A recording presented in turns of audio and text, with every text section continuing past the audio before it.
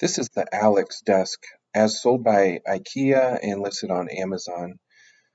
One of the reasons we wanted this desk was we needed a lot of storage and we needed it to be sturdy. Why did you originally want this desk? I saw this desk at a friend's house and I loved it. She was using it as a vanity, and I pictured it in my room as my vanity too.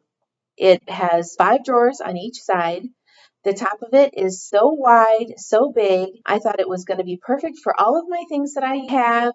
When we got it, it was so easy to put together. Like I said, it has so much storage. I have never had more drawers than stuff. I just love this desk so much. It was easy to put together, just plugged away at it. The instructions are easy to follow.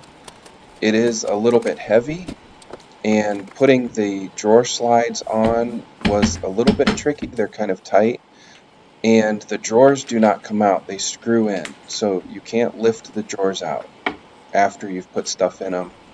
You have to unscrew them and take them off the drawer slide. It's a very sturdy desk, very heavy. I would recommend building it in the room that you're going to put it.